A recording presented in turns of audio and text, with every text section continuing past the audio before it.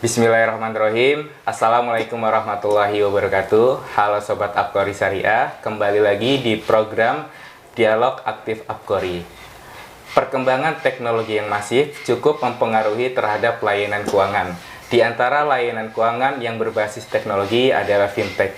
Dan menurut Global Fintech Islamic Report pada tahun 2021, Indonesia menempati posisi kelima di dunia. Ini menandakan bahwasannya ekonomi dan keuangan di Indonesia mengarah ke arah yang lebih baik dan ke arah yang lebih positif.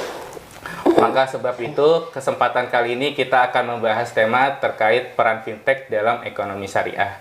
Hadir di tengah-tengah kita, beliau merupakan salah satu pakar ekonomi dan keuangan di Indonesia. Beliau juga merupakan guru besar ekonomi Islam di Universitas Islam Negeri Syarif Hidayatullah Jakarta. Dan beliau sekarang menjabat sebagai Ketua Umum Perhimpunan Program Studi Hukum Ekonomi Syariah dan Dosen Hukum Ekonomi Syariah Indonesia. Beliau adalah Profesor Dr. Ais Amalia MAG. Selamat pagi, Prof. Pagi, Assalamualaikum warahmatullahi wabarakatuh. Waalaikumsalam. Baik, Prof. Mungkin banyak yang penasaran nih, Prof, terkait fintech syariah. Boleh dijelaskan, Prof, apa sih yang dimaksud dengan fintech syariah? Oke, yang pertama, fintech dulu itu apa? Fintech adalah financial technology, atau kalau menurut POJK 77 2016 yang sekarang sudah diganti dengan POJK 10 2022, dulu namanya layanan simpan pinjam uang berbasis teknologi. Tapi ini kan sudah dianulir menjadi fintech nomor POJK nomor 10 2022 menjadi layanan keuangan bersama berbasis teknologi informasi. Nah, artinya dia adalah suatu inovasi baru dalam layanan keuangan di Indonesia berbasis teknologi informasi. Jadi poinnya adalah kalau yang lain tidak berbasis teknologi informasi, kalau fintech itu prinsipnya adalah layanan pembiayaan atau layanan keuangan berbasis teknologi informasi. Nah, kalau fintech syariah berarti layanan keuangan berbasis teknologi informasi tetapi dengan mengaplikasikan atau menerapkan prinsip-prinsip syariah. Itu. Jadi bagaimana layanan keuangan berbasis layanan keuangan syariah berbasis teknologi informasi. Nah, itu kalau menurut fatwa DSN MUI, fintech adalah layanan keuangan berbasis syariah, layanan keuangan syariah berbasis teknologi informasi. Gitu. Tapi prinsipnya adalah dia suatu inovasi baru di dunia keuangan dengan menggunakan teknologi informasi. Baik, Prof. Itu definisinya fintech. Ya, baik, Prof. Ini juga mungkin penasaran juga nih, Prof, sobat-sobat Abqori juga. Lalu apakah peran fintech syariah ini dapat menggantikan peran formal dari perbankan syariah itu sendiri, Prof? Ya, oke. Saya kira bukan menggantikan, tapi ini sebuah inovasi. Jadi layanan perbankan yang biasa yang kita sudah mengenal itu tetap berjalan, tetapi ini sebuah inovasi baru di dunia keuangan, di mana teknologi informasi adalah sebagai basisnya. Makalah sekarang sudah banyak juga yang menggunakan blockchain. Jadi teman-teman memang sekarang ini dunianya kita udah memasuki apa yang disebut sebagai era revolusi industri 4.0.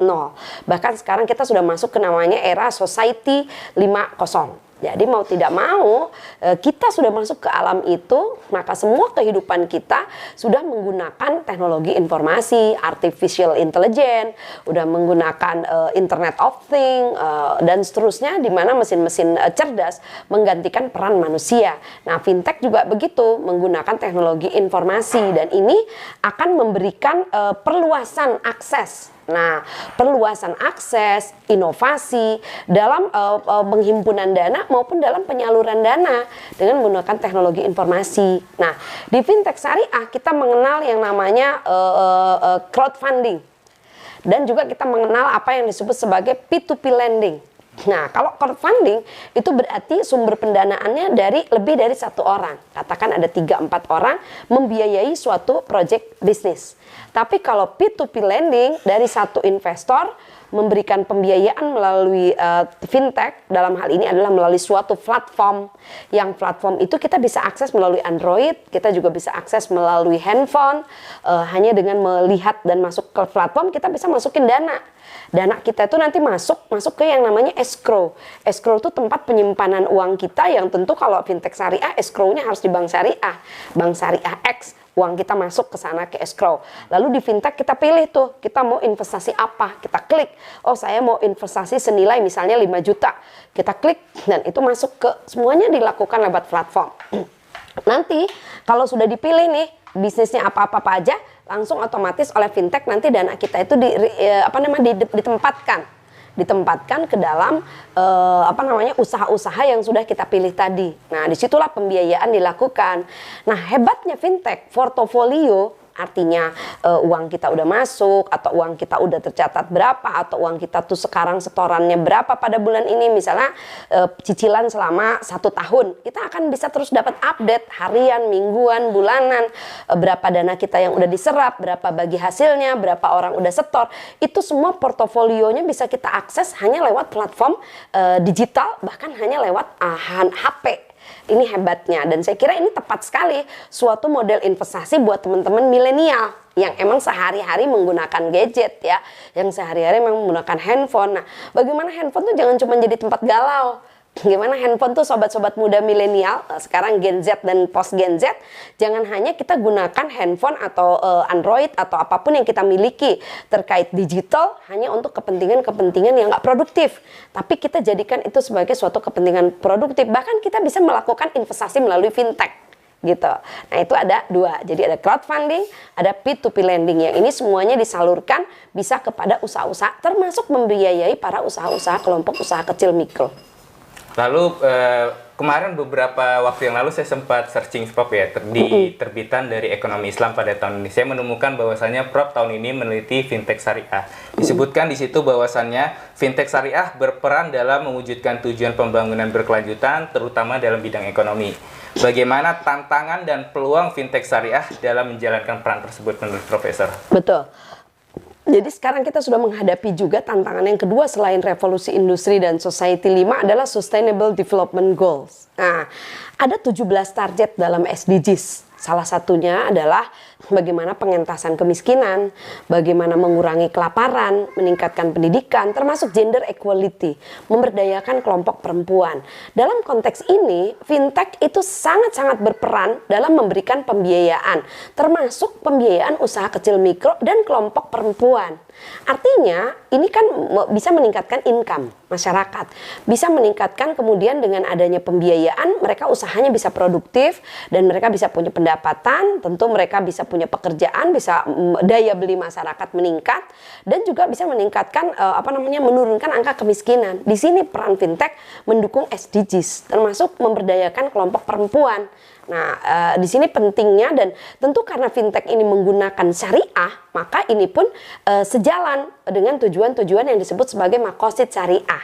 Hifdud din, hifdul mal, hifdun nasal, hifdun nafas, kemudian hifdul akal. Itu semua bisa terwadahi dengan adanya skema-skema syariah. Hifdun nasal itu adalah artinya mempertahankan sustainability.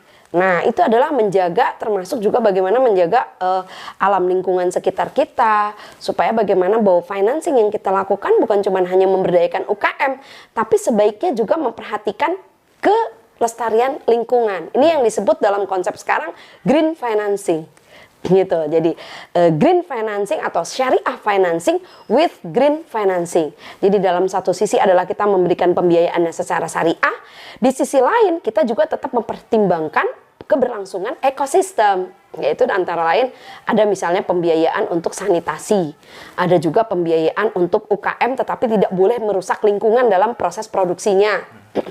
Kemudian juga usahanya tentu harus yang halal dan thayyib, karena salah satu karakteristik daripada ekonomi syariah adalah produknya harus halal dan thayyib, menggunakan skema-skemanya dengan berbasis syariah, dan dilakukan dengan cara-cara yang fairness, keadilan, dan menghindari kezaliman, menghindari gharar maisir, menghindari riba, menghindari tadlis, dan seterusnya. Jadi dengan kata lain bahwa ada hubungan yang signifikan antara dorongan untuk pembiayaan melalui fintech syariah dalam konteks pencapaian target-target SDGs, khususnya tadi meningkatkan income, mengurangi kemiskinan, pemberdayaan perempuan. Gitu. Baik. Keren kan fintech? Ayo sobat milenial, dalemi terus. Kita terus belajar nih ekonomi syariah. Karena apa? Tingkat literasi ekonomi syariah masyarakat masih rendah. Tapi saya berharap teman-teman milenial melalui berbagai media itu bisa terus meningkatkan literasi keuangan syariahnya. Baik, Prof. Ini sangat menarik, Prof ya. Oke. Terutama tadi Prof sempat menyinggung terkait UMKM, Prof ya. Kalau boleh tahu nih, Prof, bagaimana peran fintech untuk inklusi keuangan dalam membantu UMKM di Indonesia? Oke, jadi karena fintech itu bisa diakses luas, tidak tersekat, dia borderless, tidak tersekat tempat, wilayah, dan lain-lain, maka fintech ini bisa diakses semua kalangan. Fintech bisa menjangkau juga bahkan daerah-daerah terpencil. Sekarang mana sih wilayah nggak punya HP? Ibu-ibu, anak-anak sekarang semuanya sudah menggunakan handphone gitu. Sehingga fintech ini bisa mendorong yang disebut sebagai financial inclusion. Artinya inklusi keuangan. Apa artinya inklusi keuangan? Artinya tidak ada lagi sekarang alasan atau apapun orang tidak bisa mengakses lembaga keuangan. Oh, saya nggak punya jaminan, sehingga saya nggak bisa mengakses lembaga keuangan. Oh, saya nggak punya persyaratan memenuhi bank. Nah, melalui fintech, hanya dengan handphone, KTP, dan lain-lain, kita bisa memanfaatkannya untuk mengakses lembaga keuangan, termasuk mengakses pembiayaan syariah. Tapi ada yang harus diwaspadai, hati-hati dengan pinjaman online ilegal. Nah, ini buat teman-teman semua, sobat milenial yang sangat baik, bahwa teman-teman harus tahu ada lembaga-lembaga pinjol yang tidak berlegal atau tidak punya izin daripada OJK. Jadi satu, harus dipastikan searching dulu. Kalau fintech apa namanya, apakah dia terdaftar dan mendapatkan izin dari OJK? Kalau dia terdaftar dan telah mendapatkan izin dari OJK, itu berarti dipastikan legal, karena ada pengawasan di sana. Dan kedua, syariah. Mengapa syariah? Karena di dalamnya ada Dewan Pengawas Syariah yang akan mengawasi bahwa produk-produknya akan dijalankan sesuai dengan ketentuan syariah. Begitu. Baik, terima kasih Prof atas waktu dan kesempatannya. Semoga Prof dalam sehat selalu dan dimudahkan dalam segala urusannya. Dan untuk Sobat Abqori Syariah, nantikan terus episode-episode selanjutnya. Dan selalu ingat, dengan ekonomi syariah kita meraih berkah. Sampai jumpa di episode selanjutnya. Astaghfirukum istighfafan. Sukron. Wassalamualaikum warahmatullahi wabarakatuh. Jangan lupa akses, subscribe, apalagi share, komen di Abqori Syariah YouTube channel dan juga Ais Amalia Official YouTube channel. Jangan lupa. Jangan lupa. Oke, dadah.